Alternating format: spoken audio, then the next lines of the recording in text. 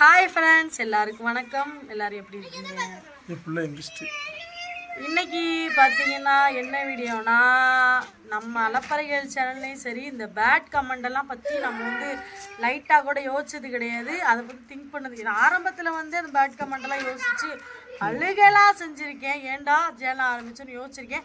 அதுக்கப்புறம் பார்த்தீங்கன்னா அது வந்து எனக்கு உண்மையாகவே பழகிருச்சு. அதெல்லாம் ஒரு நினைக்கிறதே கிடையாது. எப்படி பார்த்தீங்கன்னா நாய் சூரியனை பார்த்து குலைச்சிக்கிட்டே தான் இருக்கு. அதுக்கு பதில் சொல்லக்கூடாது. நான் இந்த மாதிரிலாம் பேச மாட்டேன். ஆனால் இல்லை, அதுதான் உண்மை. நாய் சூரியனை பார்த்து குலைச்சா நம்மளுக்கு என்ன அந்த மாதிரியே லாஸ் யாருக்கு அந்த மாதிரியே வந்து கொஞ்ச நாள் கழிச்சு இதுவும் கடந்து போயிட்டேன். இருந்தாலும் நிறைய கமெண்ட் வந்துருக்கு. அந்த கமெண்ட்ல வந்து ஒரே ஒரு கமெண்ட் மட்டும் எனக்கு வருத்தமா இருக்கல. ஏன் இப்படி பேசுறாங்க அப்படின்ட்டு. அது என்ன கமெண்ட் பார்த்தீங்கன்னா, மீனவ சமுதாயத்தையே நீ கெடுக்கிற அப்படின்னு சொல்ற ஒரு கமெண்ட். உண்மையாவே அந்த கமெண்ட்டை பத்தி மீனவ சமுதாயத்தை கெடுத்துட்டியா?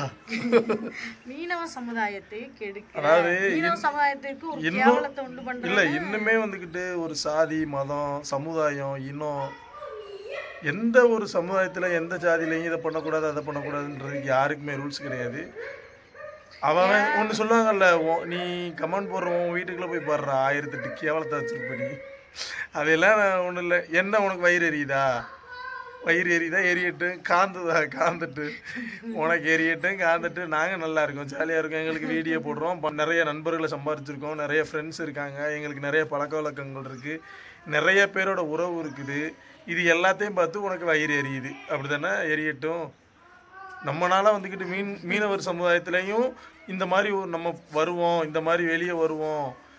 மீனவ சமுதாயம் முடங்கி கிடக்கல, அவங்களும் பெருசா வருவாங்க, அவங்களுக்கு நாலேஜ் இருக்குது, அவங்களுக்கு திறமை இருக்குன்னு சொல்லி வெளியே வந்த ஒரு பெண், உங்களுக்கும் தைரியம் இருக்கு, திறமை இருக்குன்னு சொல்லி வெளிக்கொண்டு வந்த நம்ம சுமித்ரா வந்துக்கிட்டு மிகப்பெரிய ஆளு. அந்த வைத்தறிச்சலையும் பொறாமையிலையும் நம்மளும் வர முடியலையேன்ற ஒரு ஆதங்கம்.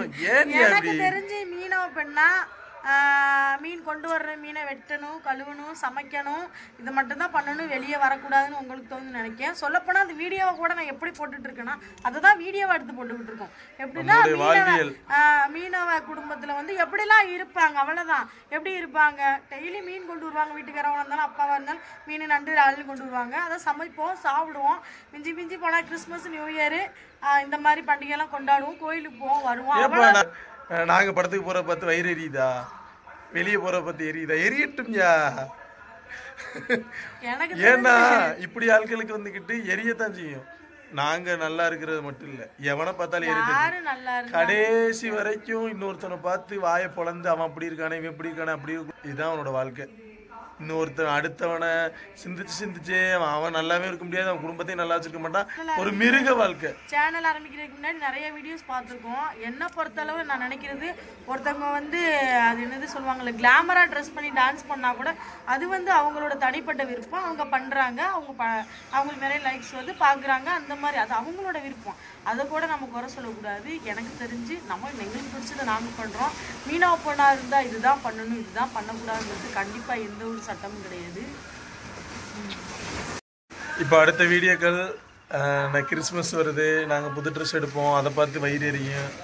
அதுக்கப்புறம் நியூ இயர் வருது, புது ட்ரெஸ் எடுப்போம், பிள்ளைகளுக்கு நல்ல ட்ரெஸ் நல்ல பொருள் வாங்கி கொடுப்போம், அதை வீடியோ போடுவோம், அதை பார்த்து வயிறு எரியும். இப்படி வயிறு எரிஞ்சுக்கிட்டே இருங்க, நாங்கள் நல்லா இருந்துக்கிட்டே இருப்போம். ஏன்னா 1-2 பேர் நல்லா இருக்கு, 1-2 பேர் இந்த மாதிரி கமெண்ட் போடுறதுனால எங்களுக்கு ஒன்றும் ஆக போகிறது இல்லை. லட்சக்கணக்கான மக்கள் எங்களை பாராட்டுறாங்க, எங்களை புகழ்கிறாங்க. அவங்களுடைய சப்போர்ட்டிவாகவும் அவங்களுடைய அந்த ஒரு பாசிட்டிவுக்கும் அந்த ஒரு பாராட்டுக்கும் நாங்கள் வீடியோ ரெகுலராக போட்டுக்கிட்டு இருப்போம். ஊரார் ஒதுக்கி வச்ச ஓவியம் சுமி, என்னை பொறுத்தவரை காவியம்.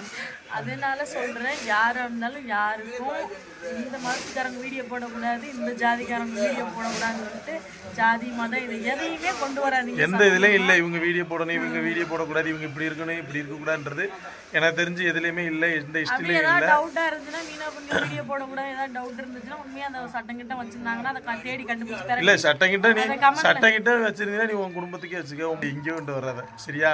ஏன்னா அப்படி சொல்கிற நீனே ஒரு மீனவன் இல்லைன்றது எனக்கு நல்லா தெரியுது.